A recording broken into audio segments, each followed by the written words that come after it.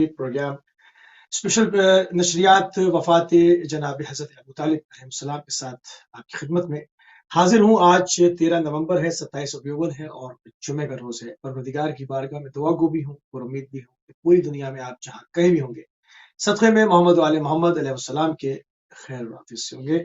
تو ناظرین، آپ کو ہمارے پروگرام کے فارمیٹ کا علم ہے اور جو بھی کرنٹ موضوعات ہوتے ہیں تاریخی اعتبار سے ان کو لے کر آپ کی خدمت میں حاضر ہوتے ہیں۔ آج جناب ابو طالب علیہ السلام کی عظیم الشان شخصیت کو مختلف جہتوں کے ساتھ موضوع بحث بنائیں گے۔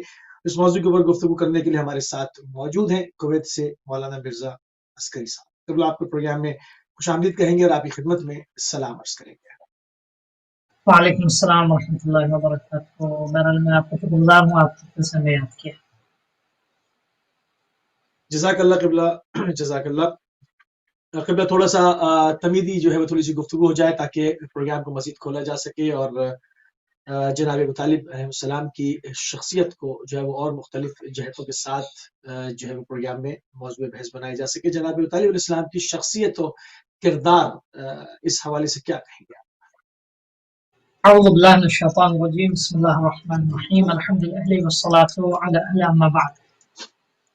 بہرحال قبل سے کہ میں آپ کی عرض کروں، ناظرین کی خدمت میں اس دن کی تعزیت پیش کرتے ہیں اور اس سید بطحا کی یوم وفات جس سال کو رسول خدا صلی اللہ علیہ وآلہ وسلم نے عام الحزن قرار دیا اور غم کا سال قرار دیا، جس سال جناب ابو طالب علیہ السلام اور سیدہ خدیجہ سلام اللہ علیہا کی وفات کی تاریخ ہوئی تھی، کیونکہ جناب خدیجہ سلام اللہ علیہا کچھ ہی دنوں کے بعد جناب ابو طالب کی وفات کچھ دنوں کے بعد اس دنیا سے تشریف لے گئی تھی۔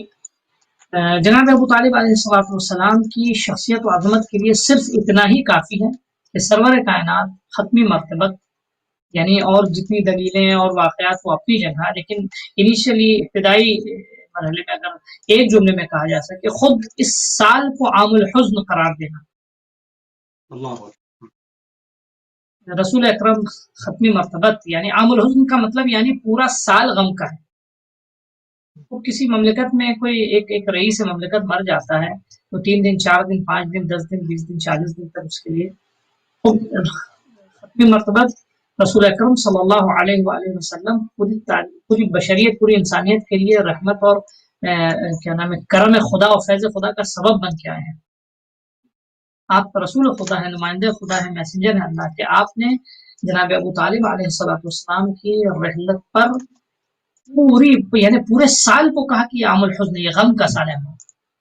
اچھا، اس وقت رسول اکرم صلی اللہ علیہ وآلہ وسلم کے لیے یعنی ایسا بھی نہیں تھا کہ آپ کا اقتدار تھا، آپ کی حکومت تھی اور آپ کے لیے نفاذ ممکن تھا، لیکن جتنی اس اہمیت موضوع یہ اس بات یعنی موضوع کی اہمیت اس بات کی گواہ ہے کہ جناب ابو طالب علیہ السلام کی شخصیت و عظمت کا رسول صلی اللہ علیہ وسلم نے باقاعدہ اس سال کو عام الحزن قرار دیا، غم کا مہینہ قرار دیا۔ اس کا اتنا بڑا جو ہے نقصان تھا۔ ایک دوسری بات آپ دیکھیں، جناب ابو طالب علیہ السلام کی شخصیت کو اننیسیسری اور جو اغراض انشاءاللہ آئندہ اس پہ گفتگو ہوگی جن اسباب کے تحت اختلافی بنایا ہے، بالکل ایسا ہی ہے کہ جیسے کوئی شخص سورج کا انکار کرے۔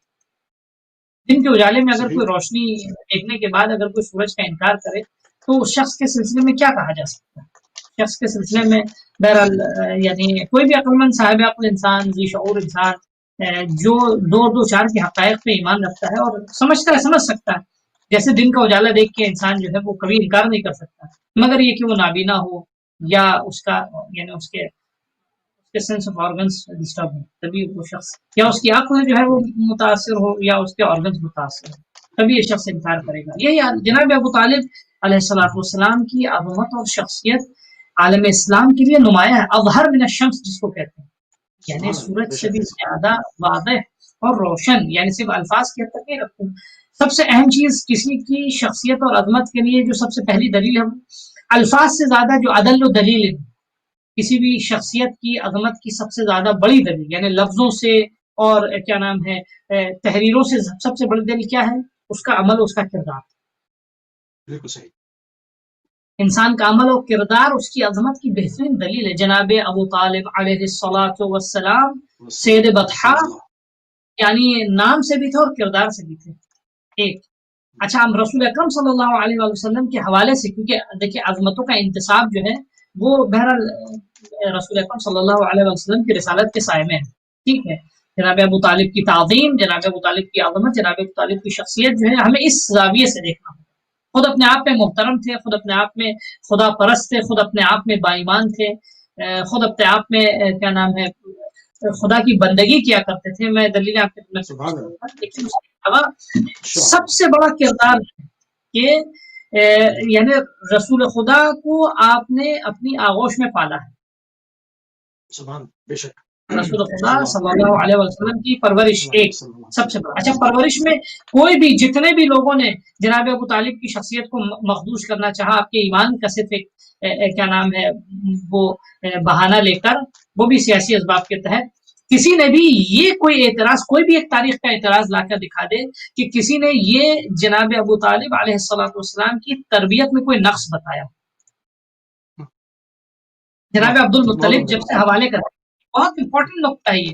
جتنے بھی لوگ ہیں جنہوں نے جناب ابو طالب کی شخصیت ایمان پہ انگشت نمائی کی ہے، کوئی ایک تاریخی واقعہ دکھا دے کہ جس میں کہیں بھی جناب ابو طالب علیہ السلام نے رسول اکرم صلی اللہ علیہ وآلہ وسلم کی پاسداری، آپ کی نگہداشت، آپ کی نگہداشت، آپ کی حفاظت اور آپ کے کیا نام ہے گویا ظاہری تربیت، بہر روحانی تربیت اللہ کے حوالے سے، ظاہری تربیت میں کہیں کوئی نقص آپ دکھا دیں. خود پرورش دیکھیں، خدا بھی ہر ایک کے کام کو اپنی طرف اتنی آسانی سے نسبت نہیں دیتا ہے. کسی کے بھی کام کو بہت سے لوگ دنیا میں کار خیر کرتے ہیں، لیکن ہر ایک کے کام کو اپنی طرف اتنی آسانی سے خدا نسبت نہیں دیتا ہے جب تک کام اتنا ہو. ٹھیک ہے. علم یجد کا یتیما فآوا، خود سب کچھ بھول جائے دنیا، اس پہ غور کر لیں. آپ یتیم نہ تھے کہ جو ہم نے آپ کو پناہ دی، آپ کی یتیمی میں ہم نے آپ کو پناہ دی. خود یقیناً خدا پناہ دیتا ہے، ساری کائنات خدا کے حکم سے چل رہی ہے، لیکن خدا کے اس امر کو نافذ کس نے کیا؟ پناہ. فآوا علم یجد کے یتیما، کیا خدا نے آپ کو یتیم نہیں پایا اور کہ اس کے یتیمی میں آپ کے خدا نے آپ کو سایہ دیا، آپ کو سرپوشی دی، آپ کو سرپرست دیا، آپ کو لاوارث نہیں چھوڑا.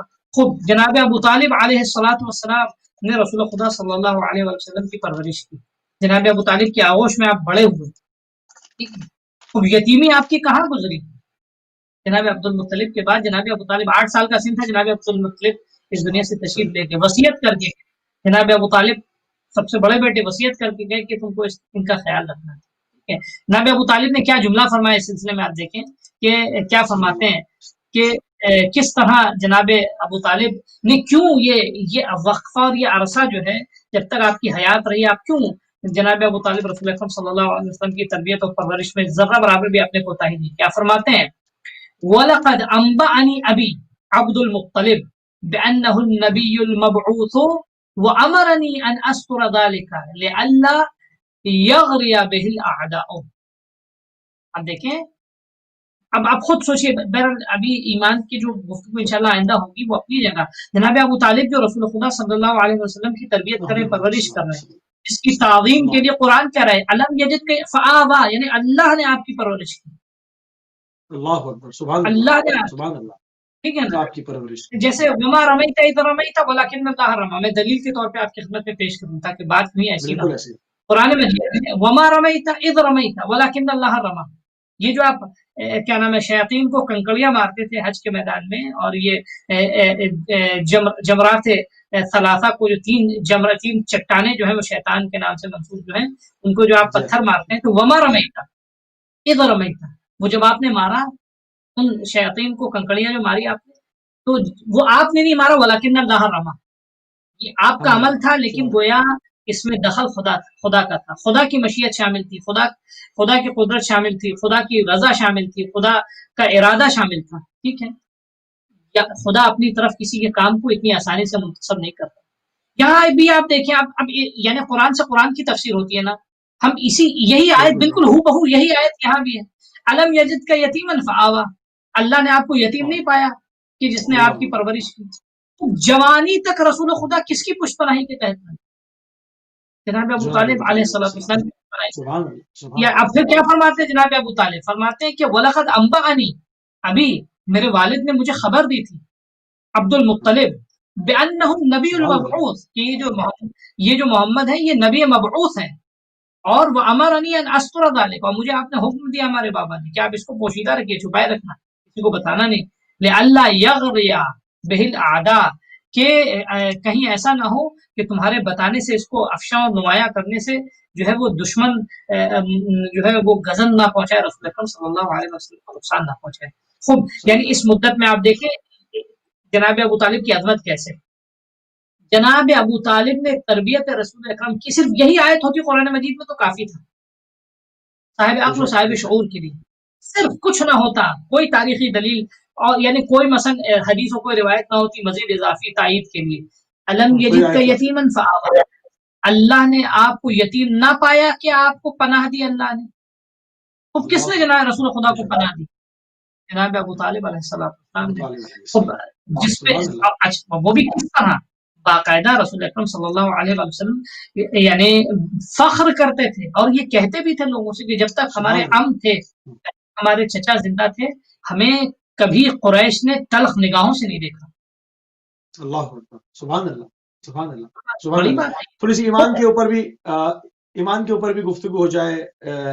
ابو الائمہ مؤمن قریش جناب سید البطحہ جناب ابو طالب الفدا کہ تاریخ کو قبلہ کی ایمان کو تاریخ کی نگاہ میں اگر دیکھا جائے تو ہمیں کیا کچھ ملتا ہے؟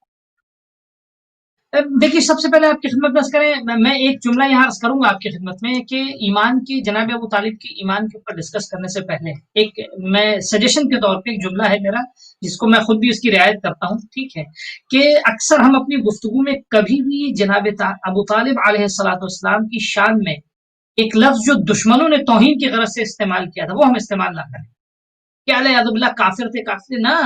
جناب ابو طالب کے ایمان کے درجات کی گفتگو کی جائے، نہ یہ کہ وہ مومن تھے یا نہ تھے.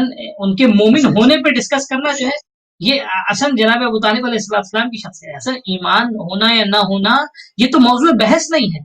ہاں، یہ ڈسکس کر سکتے ہیں کہ ایمان کے کس درجے پہ تھے، ایمان کے کس درجے پہ. سبحان اللہ، سبحان اللہ. یہ کہ بہرحال ابو الائمہ ہے، اور ہم یہ بہرحال بعض اب وہی ہوتا ہے کہ کبھی اگر دن کے اجالے میں بھی کوئی سورج کا انکار کرے تو اس کے لیے روشنی دکھانی پڑتی ہے اسے. تو بہرحال اس سلسلے میں کچھ دلیلیں ہیں، ہمیں تعبیروں میں بہت محتاط رہنا چاہیے. آپ دیکھیں جناب ابو طالب علیہ السلام کی مثلا کیا نام ہے، سب سے پہلے مولا کائنات کی بارگاہ میں اہل سنت یعنی ہم شیعوں کی کتابوں میں تو آپ دیکھیں الغدیر ایک کتاب ہے، میں انٹروڈکشن تھوڑا سا دے دوں. مثلا الغدیر ایک کتاب، الغدیر کی مثلا علامہ امینی نے تقریباً آپ کی خدمت 7ویں اور 8ویں جلد، ٹھیک ہے، volume number 7 and volume number 8، ان دونوں کتابوں میں اچھی خاصی سیر حاصل گفتگو کی ہے جناب ابو طالب علیہ السلام کے ایمان سے متعلق. الغدیر بہرحال ولایت کے باب میں ایک بہترین کتاب ہے. ایک دوسری علامہ مجلسی نے بحر الانوار میں 100 سے زیادہ حدیثیں، ٹھیک ہے، اور بھی دوسری کتابوں میں سینکڑوں دلیلیں، عقلی دلیل، نقلی، تین اعتبار سے جناب ابو طالب کے ایمان پہ ڈسکس کیا جا سکتا ہے، یعنی ایمان کی عظمتوں کو ثابت کرنے کے لیے. ایک تو مثلا ہسٹوریکل بیک گراؤنڈ، جو تاریخی واقعات ہیں، ٹھیک ہے، ایک اس کے بعد مثلا روایات کے ضوء میں روایات ہم دیکھ کے ایسی روایات جو روایتیں مثلا کیا نام ہے ہماری فریقین کی کتابوں میں، شیعہ اور سنی دونوں کی کتابوں میں، ان روایتوں کے ذیل میں. پھر آپ کی خدمت پہ عرض کریں یعنی پھر عقلی دلیلیں جو ہسٹوریکل بیک گراؤنڈ کے پیش نظر، جو تاریخی واقعات ہیں ان سے جو عقلی دلیل، یعنی عقل بھی ہماری حکم رکھتی ہے یا نہیں رکھتی کہ ہم مثال کے طور پہ بالکل ہی جو ہے یعنی ہم حقیقت کا اور یعنی جو روز روشن میں خورشید کا انکار کر بیٹھے، ایسا نہیں ہو سکتا. اب آئے دیکھیے مثال کے طور پہ ہم شیعہ کتابوں کا زیادہ حوالہ جو ہے کیا نام ہے بہرحال ہم تائید کے طور پہ دے سکتے ہیں، لیکن سنیوں میں جو بزرگ علماء گزرے ان میں سے ایک نمایاں شخصیت ہے ابن ابی الحدید کی، ٹھیک ہے، اس کی مثالیں میں آپ کی خدمت میں، ہاں، ابن ابی الحدید معتزلی، انہوں نے اس سلسلے میں جناب ابو طالب کے ایمان کے سلسلے میں اچھا خاصا ڈسکس کیا، وہ آئندہ انشاءاللہ آپ کی خدمت میں عرض کروں گا. تو ایمان کے سلسلے میں ان 3 حوالے سے ابتدائی طور پہ گفتگو ہو سکتی ہے جناب ابو طالب کی. بسم اللہ، بسم اللہ. سب سے پہلے کس حوالے سے؟ تاریخی واقعات، جس میں آپ کو میں نے ابھی ایک مثال دی. اچھا، چوتھی چیز بھی ہم اضافہ کر سکتے ہیں. چوتھی چیز ہے جناب ابو طالب علیہ السلام کے اشعار. سبحان اللہ. آپ کا دیوان ابو طالب باقاعدہ مشہور، آپ کی جو اشعار ہیں ٹھیک ہے وہ بھی بہترین دلیل ہے. خوب کیا نام ہے، اب کلام سے زیادہ اور یعنی اور کیا دلیل ہوگی. ایک تو تاریخی بات، پوری زندگی آپ نے رسول خدا کی محافظت کی، اور یہ انٹینشنل اور دانستہ محافظت تھی، نادانستہ محافظت نہیں تھی. یعنی ایسا نہیں تھا کہ آپ جو ہے مثال یعنی ایک انجانے شخص کی تربیت کر رہے تھے. یہ رسول خدا صلی اللہ علیہ وسلم کی رسالت آپ سے پوشیدہ تھی نہ، آپ کی رسالت پوشیدہ نہیں تھی. میں نے بھی آپ کی خدمت میں یہ جو روایت پڑھی کہ خود جناب ابو طالب کی زبانی ہے کہ میرے بابا نے مجھے خبر دی تھی کہ انہ النبی المبعوث، یہ مبعوث نبی ہے. اس خبر کو بھی کھولیں کہ یقیناً یعنی کہ اس سے دین ابراہیمی بھی ثابت ہو رہا ہے، اور ایمان کے بلند ترین درجات، یعنی ابھی رسول اللہ صلی اللہ علیہ وسلم نے رسالت کا اعلان نہیں کیا ہے مگر ان کی خبر دی جا رہی ہے اور پہلے سے دی جا رہی ہے. تو جو خبر دینے والے ہیں وہ ایمان کے کس درجے پر ہوں گے، اس خبر کو تھوڑا سا کھولیں. میں آپ خود سوچیے، آپ اس کے حوالے سے میں 2 پوائنٹس آپ کے حوالے کر دوں. سب سے پہلی بات ابھی سے مولا کائنات کی ولادت کب ہوئی ہے؟ رسول اکرم صلی اللہ علیہ وسلم کی رسالت سے پہلے. رسول اکرم صلی اللہ علیہ وسلم کو ظاہری رسالت جو ملی ہے اس سے قبل مولا کائنات کی خانہ کعبہ میں ولادت ہوئی. ٹھیک ہے.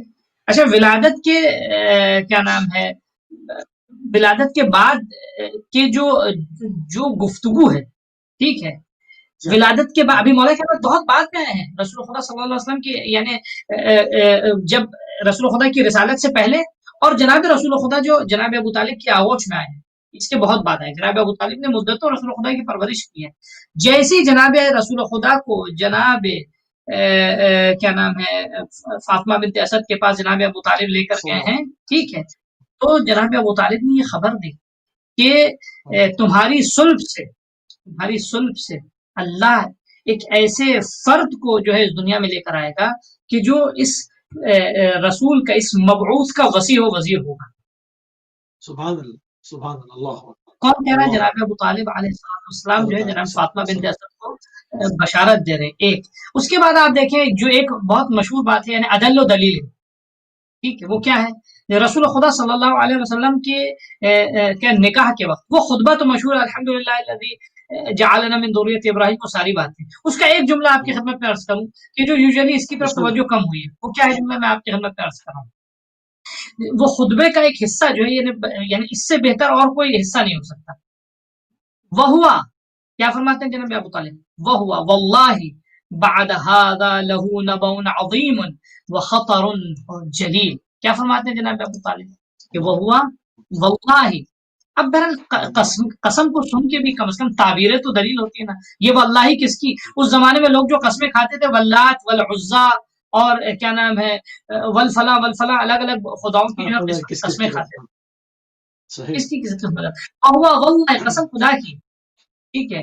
یہ بعد ہادہ یعنی ابھی بعد ہادے کا مطلب یعنی اب آنے والے زمانے میں لہو نبأ عظیم، آنے والے زمانے میں ایک بڑی خبر کے مالک ہیں، اور وہ خطر جلیل، اور ان کا بڑا عظیم مقام مقام ہے ان کا. کب کی بات ہے یہ؟ رسول اکرم صلی اللہ علیہ وسلم ابھی کتنے سال؟ رسول اکرم صلی اللہ علیہ وسلم کا سن کیا ہے ابھی آپ دیکھیں. ابھی تو آپ نے مثلا رسالت کا بھی اعلان نہیں کیا، ابھی آپ کی رسالت کے 15 سال باقی ہیں. میں جناب خدیجہ سے آپ کی شادی اس وقت جب آپ 25 سال کے ہیں ٹھیک ہے. آپ 25 سال کی عمر میں جناب خدیجہ سلام اللہ علیہ سے شادی کرتے ہیں، اس وقت جناب ابو طالب نکاح پڑھے. 25 سال میں آپ 15 ایئرز اور انکلوڈ کیجئے، 40 ایئرز. 15 سال کے بعد رسول خدا صلی اللہ علیہ وسلم کی رسالت ہونے والی ہے. آپ کو رسالت اس کے بعد بھی آپ تقریباً جو ہے کئی سال تک قید حیات میں رہے ٹھیک ہے نا، یعنی 10-12 سال 13 سال تک آپ رہے. اس کے بعد تب کہیں آپ نے رسول اکرم صلی اللہ علیہ وسلم نے ہجرت کیا مکہ چھوڑ. جب اور یہ ایک اور چیز، جب تک جناب ابو طالب تو اس وقت تک اللہ نے رسول اللہ کو ہجرت کا حکم نہیں دیا. جس سال جناب ابو طالب اس دنیا سے تشریف لے گئے تو اللہ نے رسول اکرم صلی اللہ علیہ وسلم کو ہجرت کا حکم دیا. ان شارٹ تو میں اصل بات کی طرف ہوں. کیا کہنے کا مقصد یہ ہے کہ جناب ابو طالب یہ تاریخی واقعات یہ خود اس بات کی دلیل ہے. وَلَهُ خَطَرٌ جلیل وَنَبَأٌ عظیم، ایک عظیم خبر کے آپ مالک ہیں. نبی اسی سے بنا ہے ٹھیک ہے. یہ جناب ابو طالب جو رسول خدا صلی اللہ علیہ وسلم کے نکاح کے وقت خطبہ پڑھ رہے ہیں، یا مثلا ہم نے اس خدا کی جس نے ہمیں ذریت ابراہیم سے قرار دیا. میں ایک اور مثال آپ کی خدمت میں دوں. اسبغ بن نباتہ کی. یہ مولا کائنات علیہ الصلوۃ والسلام کی خدمت میں ایک دن گفتگو ہوتی ہے. تو ایک مرتبہ انہوں نے مولا کائنات نے گفتگو کرنا شروع کیا فرماتے ہیں. اسبغ بن نباتہ کہتے ہیں کہ مولا کائنات کہتے ہیں کہ ہمارے بابا اور ہمارے اجداد یعنی اجداد میں کون کون؟ جناب عبد المطلب، ہاشم اور عبد مناف.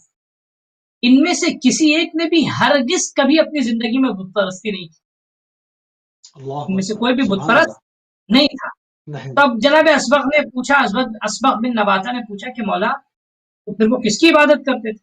تو مولا کا جملہ سنیے، کانوا یصلون الی البیت علی دین ابراہیم علیہ الصلاۃ والسلام متمسکین بہ. فرماتے کہ جناب اسبغ بن نباتہ نے پوچھا کہ پھر وہ کس کی عبادت کرتے تھے جب وہ بتوں کی عبادت نہیں کرتے تھے؟ کیونکہ اس زمانے کے معبود یہی بت تھے، یہی لات، یہی عزا، یہی بت جو تھے. مثلا سردی گرمی کے فصلوں کے بت جو تھے ان کی عبادت ہوا کرتی. تو پھر یہ کس کی عبادت کرتے؟ تو آپ نے کہا کہ یہ خانے خدا میں عبادت کرتے تھے، بتوں کی نہیں، خدا کی عبادت کرتے تھے اور دین ابراہیم متمسکین بہ، اور اس سے متمسک تھے، یعنی اسی راستے پہ یہ قائم تھے، اسی راستے پہ گامزن تھے. یہ کون کہہ رہے ہیں؟ فرما رہے ہیں. تو اب یہ دیکھیں کیا ہسٹوریکل بیک گراؤنڈ ہے، یہ تاریخی حقائق ہے جس سے یعنی ایک پہلو اس کا یعنی نمایاں ہوتا ہے کہ جناب ابو طالب علیہ السلام کی بائیمان شخصیت. اور اب یہ جو کافی اور پوائنٹس بھی ہم چاہتے ہیں کہ تھوڑا سا تیز اس کو لے کر آگے بڑھیں، کیونکہ پروگرام کا ٹائم کم ہو جائے گا. ہمارے پاس 25 منٹ ہیں ابھی، اور آپ کی عظیم الشان ایسی شخصیت ہے، اور اس کو ہم چاہتے ہیں کہ اور بھی جہتوں کے ساتھ اس پروگرام میں آپ کی شخصیت کے اوپر بات ہو. جناب ابو طالب علیہ السلام رسول اللہ کی نگاہ میں اس معاملے کو پیش کریں. خود رسول کریم صلی اللہ علیہ وآلہ وسلم کیا فرماتے ہیں اپنی لسان صادق سے؟ آپ دیکھیے رسول اکرم صلی اللہ علیہ وسلم کے جو یعنی جملے ہیں جناب ابو طالب کے حوالے سے، جناب ابو طالب سلام اللہ علیہ کے سلسلے میں جو آپ فرماتے ہیں کہ جناب ابو طالب، ایک جملہ تو میں نے بھی آپ کی خدمت میں عرض کیا کہ رسول اکرم صلی اللہ علیہ وسلم فرماتے ہیں کہ جب تک میرے چچا میرے عم ابو طالب زندہ تھے اس وقت تک قریش کا کوئی ایک فرد بھی جو ہے مجھے تلخ نگاہ سے نہیں دیکھ سکتا. تلخ نگاہ سے جو ہے مجھے کوئی بھی نہیں دیکھ سکتا. یعنی جناب جابر بن عبداللہ انصاری سے رسول اکرم صلی اللہ علیہ وسلم فرماتے ہیں، کیا فرماتے ہیں کہ میں جب شب معراج میں سفر پہ جب گیا تو میں نے 4 نور کا مشاہدہ کیا. نور کے 4 گویا نور کے ٹکڑے میں نے دیکھے. تو میں نے بارگاہ خدا میں خدا سے سوال کیا کہ یہ کس کا نور ہے؟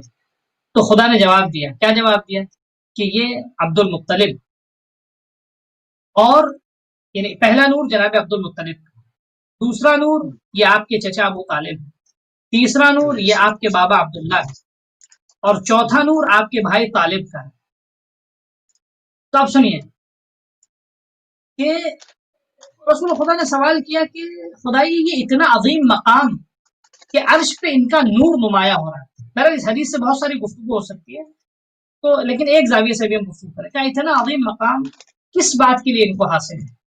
تو خدا کا جواب ہے بِكِتْمَانِهِمُ الْإِيمَانَ وَإِظْهَارِهِمُ الْكُفْرَ وَصَبْرِهِمْ عَلَى ذَلِكَ حَتَّى مَاتُوا عَلَيْهِ سلام اللہ علیہم اجمعین.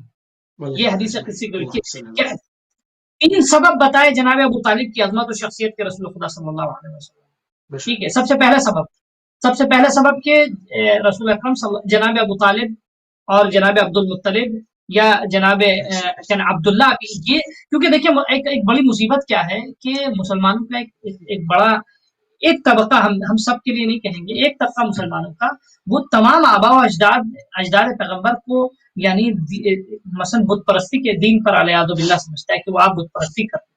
الحاشا للہ، علیہ باللہ، ایسا نہیں ہو سکتا. ٹھیک ہے، مثلا یہ دین ابراہیمی میں تھے، اور نسل میں ضروریت پیغمبر صلی اللہ علیہ وسلم میں روایات کے مطابق نہ تو کوئی کیا نام ہے بدکار گزرا ہے اور نہ ہی کوئی بت پرست گزرا. اس سلسلے نسب میں از آدم تک جی ٹھیک ہے.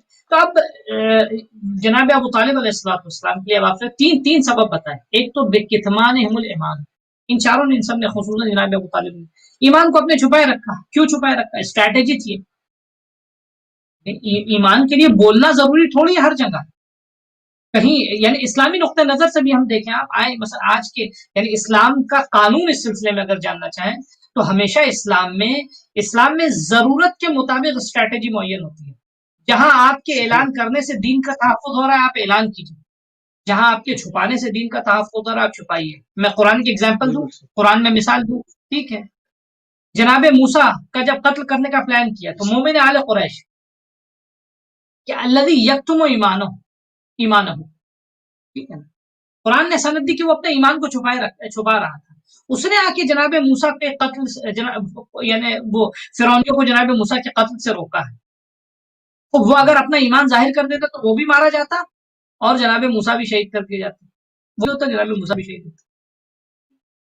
تو اصل اسٹریٹجی کا تقاضا یہ ہے کہ ہم جس چیز کی اتباع کر رہے ہیں، جس چیز کے پیچھے ہم اپنی پوری زندگی کو خرچ کر رہے ہیں، جس چیز کے حوالے اپنا سب کچھ کر رہے ہیں، ہمارے لیے اہم وہ ہے. ہمیں اگر ہم مثلا خاموش رہ کے ہمیں بچانا ہے، ٹھیک ہے، تو ہم خاموش رہ کے بچائیں گے. ہمیں بول کے بچانا ہے، ہدف اہم ہے. اب جناب ابراہیم، جناب رسول اکرم صلی اللہ علیہ وسلم کا تحفظ اہم تھا.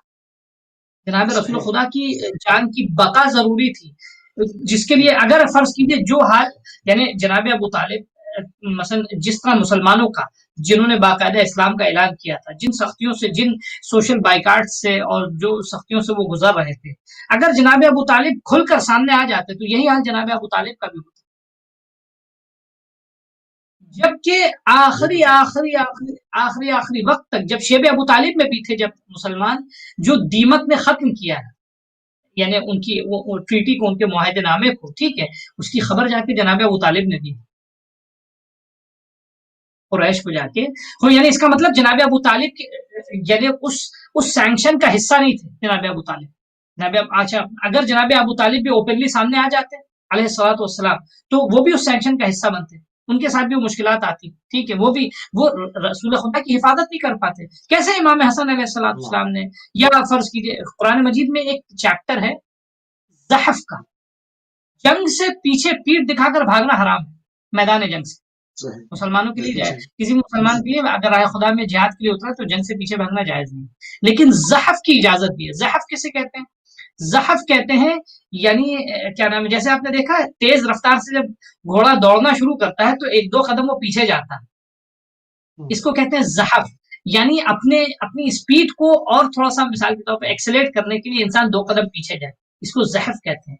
اس پیچھے ہٹنے کو عقب نشینی نہیں کہا جاتا، اس پیچھے ہٹنے کو فرار نہیں کہا جاتا، اس پیچھے ہٹنے کو اسٹریٹجی کہا جاتا. سبحان اللہ، بالکل صحیح. ٹھیک ہے، یہی حال تھا. تو سب سے پہلے سبب کیا؟ جناب ابو طالب علیہ السلام کے لیے اسٹریٹجی کا تقاضا یہ تھا، رسول اکرم صلی اللہ علیہ وسلم کی پشت پناہی، آپ کی حفاظت کا تقاضا یہ تھا کہ جناب ابو طالب جو ہے وہ اپنے آپ کو نمایاں نہ کریں تاکہ وہ سینکشنز کا حصہ نہ بن سکے.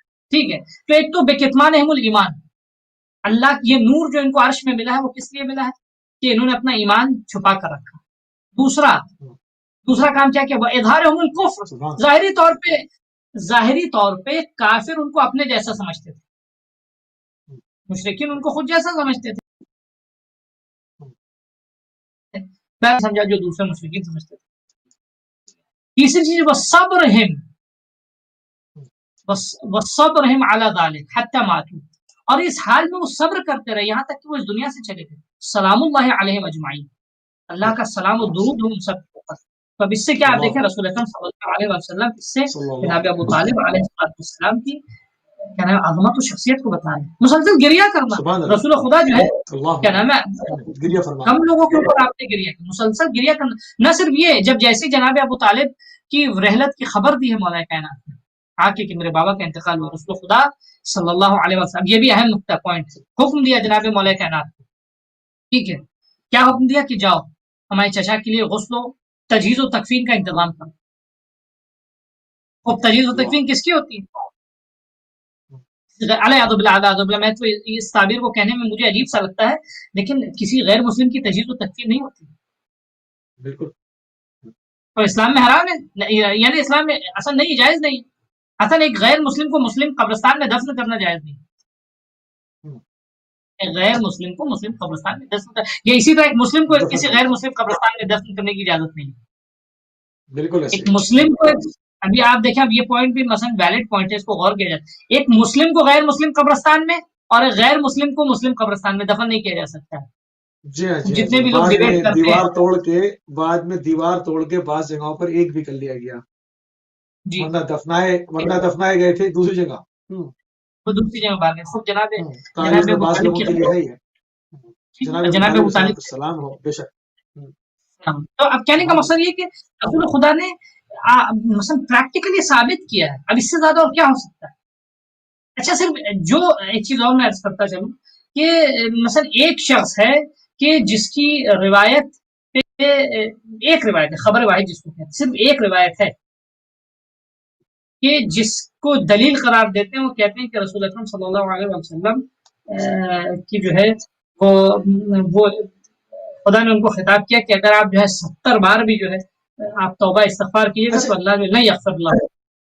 اچھا قبلہ، یہاں پر جس طرح سے آپ نے کہا کہ تہذیب تکفین کا معاملہ اور شرعی حوالے سے کہ مسلمانوں کے قبرستان کے علاوہ جو ہے وہ غیر مسلم کے قبرستان میں دفن نہیں کر سکتے کسی مسلمان کو، جناب ابو طالب السلام کی قبر آج تک جنت البقیع کے اندر موجود ہے، جن کی نہیں تھی، جن کو غیر مسلموں کے قبرستان میں بعض لوگوں کو دفنایا گیا، جن کی ضد میں بعد میں وہ دیوار گرا کے جنت البقیع سے اس غیر مسلموں کے قبرستان کو ملحق کر لیا گیا، وہاں پر تو جس کا ایمان ثابت بھی نہ ہو وہاں پر تو سیاسی لحاظ سے لوگ مان رہے ہیں، مگر جہاں پر رسول اللہ عام الفیل کا اعلان کر رہے ہیں، اس کے اوپر ایک سوگ کا اظہار کر رہے ہیں، وہاں پر ان کے فضائل بیان کر رہے ہیں، تو وہاں پر جو ہے وہ آج تک جو ہے وہ ان کے ایمان کے اوپر جو لوگ سوال اٹھاتے ہیں، کیا یہ بنو امیہ کا عنصر دیکھتے ہیں، کیا وجہ کیا ہے، یا تاریخ میں اس طرح سے ایک پریچنگ چلی آ رہی ہے، ایک معاملات کیا ہے؟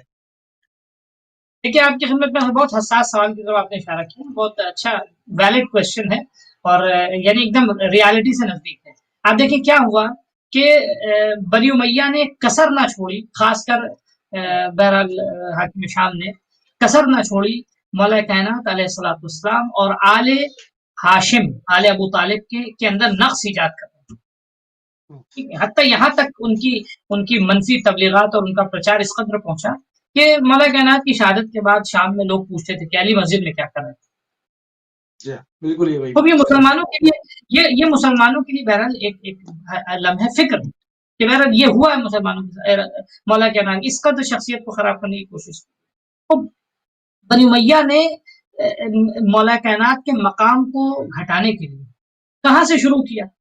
اب جناب ابو طالب کو اگر صرف پک اینڈ چوز نہیں کر سکتے تھے نا، تو انہوں نے کچھ چیزوں کو صحیح کرنے کے لیے سب کو خراب کر دیا، رسول اکرم صلی اللہ علیہ وسلم کے آباء و اجداد کو بھی خراب کر دیا، ٹھیک ہے۔ اب ہسٹوریکل ریالٹیز کو کہاں سے آپ ریجیکٹ کر سکتے ہیں، آپ کہاں سے ان کو ٹھکرا سکتے ہیں؟ ریالٹیز موجود ہے، ٹھیک ہے نا۔ انہوں نے اس کا انکار کیا، اب صرف کس لیے؟ صرف ایک مولا کائنات کے مقام کو، منزلت کو کم کرنے کے لیے۔ میں ایک روایت آپ کی خدمت میں عرض کروں، بسم اللہ۔ بہرحال سب کچھ کرنے کے بعد بھی بہت کچھ نہ کر پائے، تعریف نہیں کر پائے۔ جناب حضرت یہ ابن ابی الحدید نے لکھا اس واقعے،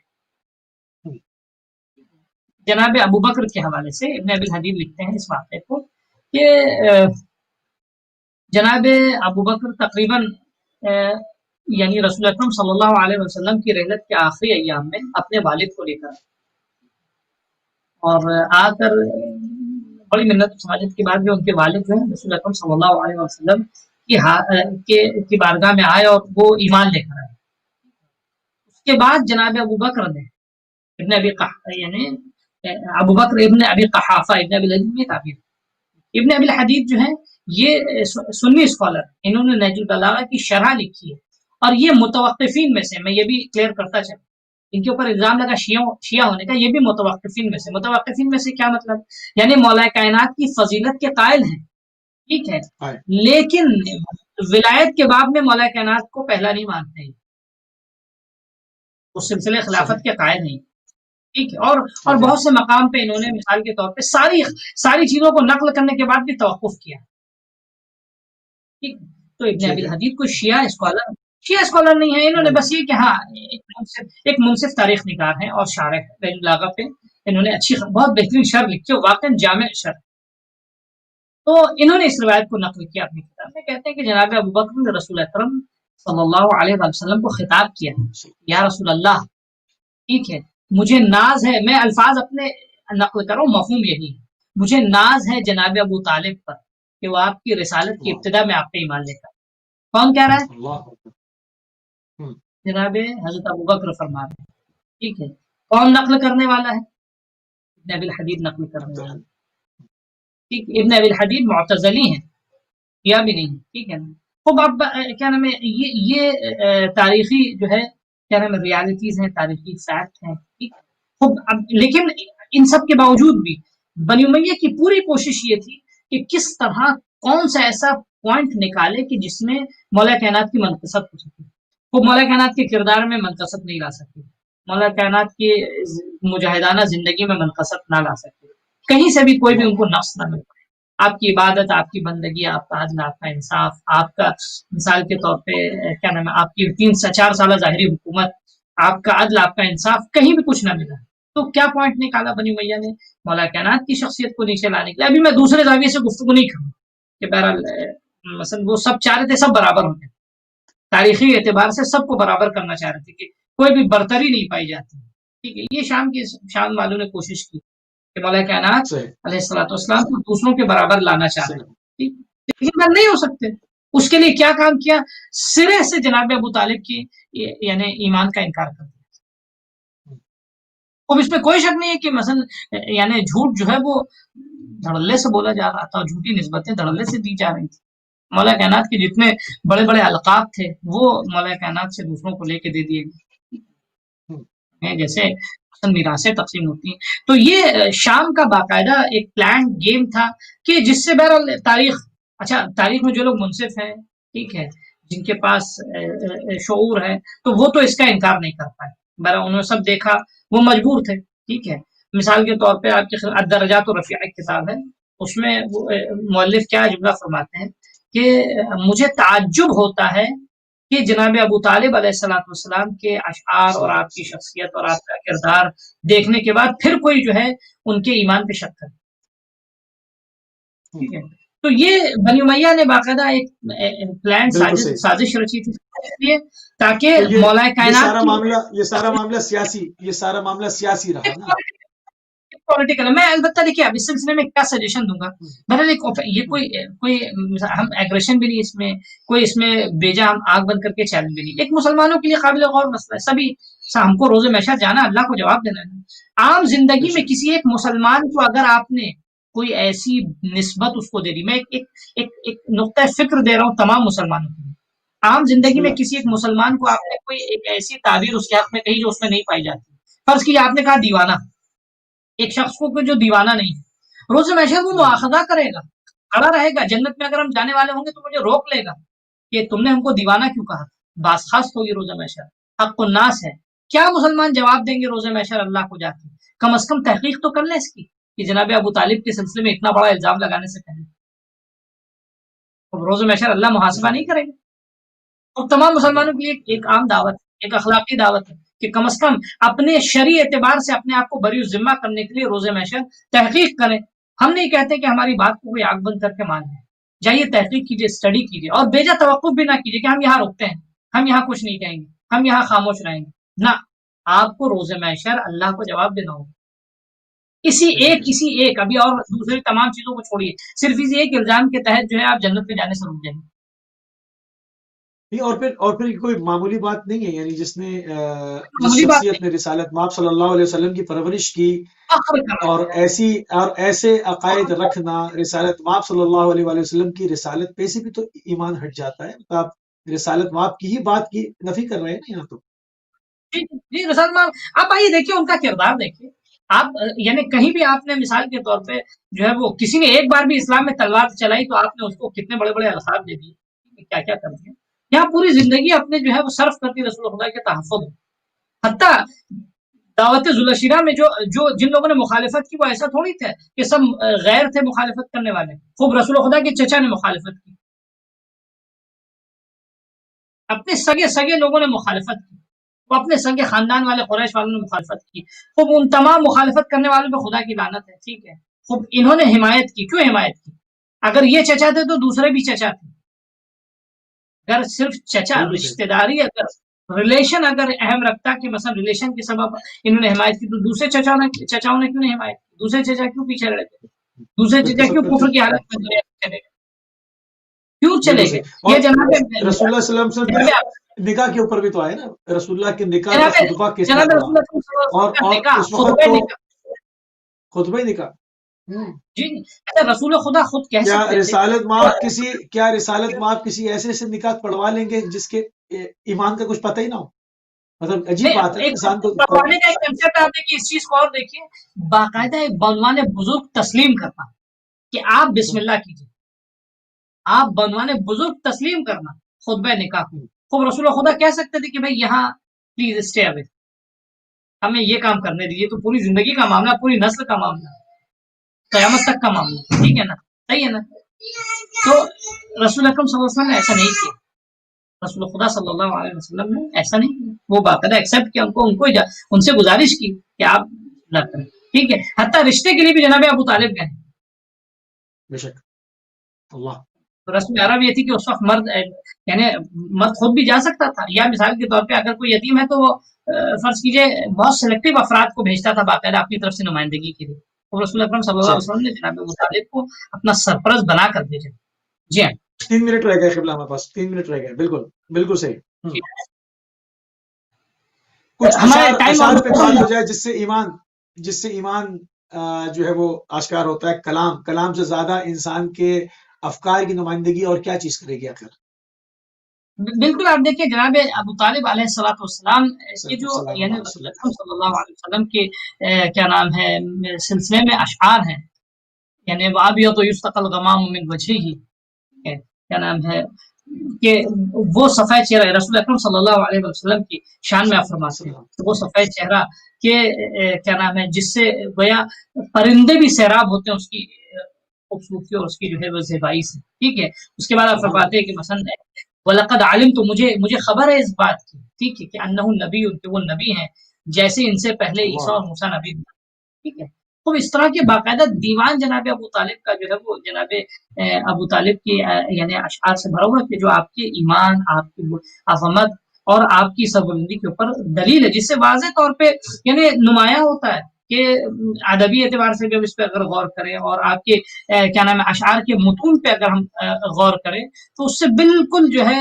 یعنی ایک دم دو چار بات ہو جاتی ہے، جس کے بعد پھر کسی کو ڈاؤٹ نہیں ہونا چاہیے، لیکن نقل کرنے والے لوگوں نے بھی مثلا نقل کیا باقاعدہ جناب ابو طالب علیہ السلام کے یعنی ایمان کو مختلف اشعار کو نقل کیا، مثال ایک ایگزامپل دوں ابن ہشام حمیری نے کیا نام ہے نقل کیا ہے کہ وبالبیت حق البیت من بطن مکہ وباللہ ان اللہ لیس بغافل وبالحجر المسود یا مسود اذ یمسحونہ اذا اکتنفوہ بالضحى والاصائل وموطئ ابراہیم فی الصخر رطبة على قدميه حافيا غير ناعل واشواط بين المروة الى الصفا وما فيهما من الصورة وتماثل ومن حج بيت الله من كل راكب ومن كل ذي نظر ومن كل راجل۔ اب آپ دیکھیے یہ اشعار جو ہیں جناب ابو طالب کے، یہ کتنی چیزوں پہ ایمان ثابت کر رہے ہیں؟ جناب ابو طالب کا ایمان جو ہے وہ خانہ کعبہ کی عظمت کے اوپر دلیل، جناب ابو طالب کا ایمان حج کی عظمت کے اوپر دلیل، جناب ابو طالب کا ایمان جو ہے وہ کس یعنی جناب ابو طالب کا شعر یعنی خود جناب ابراہیم کی عظمت کے اور ان کی نبوت کے اوپر دلیل، خوب اس طرح کے اور بے شمار کتنے اشعار رسول بے اللہ شمار صلی چیزیں۔ اللہ علیہ وسلم۔ جزاک اللہ قبلہ، جزاک اللہ قبلہ۔ یقیناً اتنے سارے ادلہ بیان کرنے کے باوجود اور تاریخی حقائق بیان کرنے کے باوجود بھی اگر کسی کو یقین نہ آئے تو یا تو کلمہ استنجا پڑھا جائے یا پھر یہ شعر پڑھا جائے کہ دشمنی حیدر کرار کی روکے نہ رکی، دشمنی حیدر کرار کی روکے نہ رکی، یہ بدر کی آگ تھی جو کرب و بلا تلک پہنچی۔ اس کے علاوہ اور کوئی جواب دیا نہیں جا سکتا۔ قبلہ انتہائی مشکور ہیں اور آپ کے ممنون ہیں کہ آپ نے ایک مرتبہ پھر قیمتی ٹائم اس اہم اور حساس موضوع کے اوپر دیا، ہم انتہائی شکر گزار ہیں آپ کے، جزاک اللہ۔ میں بھی آپ کا شکر گزار ہوں، اور بہرحال کیا نام یہ موضوع ہے، میں تمام مسلمانوں کو ایک اوپن گزارش دعوت جو بھی کہیے کہ اس پہ تھوڑا کنسیڈر کریں، اتنا ایزیلی اس مسئلے کو نہ لیں، اللہ کو جواب دینا روز بالکل محشر۔ بہرحال انشاءاللہ تاریخ اہل سنت کے بزرگ علماء کی کتابیں موجود ہیں، اس سلسلے میں جائیں اسٹڈی کریں اور اس موضوع کو حل فرمائیں۔ ہمارے لیے حل شدہ ہے موضوع الحمدللہ۔ جزاک اللہ خیر، جزاک اللہ۔ جی ناظرین، آپ سے بات فرما رہے تھے کویت سے مرزا عسکری صاحب کو اور وفات جناب ابو طالب علیہ السلام کے اوپر خصوصی ٹرانسمیشن آپ دیکھ رہے تھے۔ ہمارے پروگرام کا وقت تمام ہوا، ہماری اور آپ کی ملاقات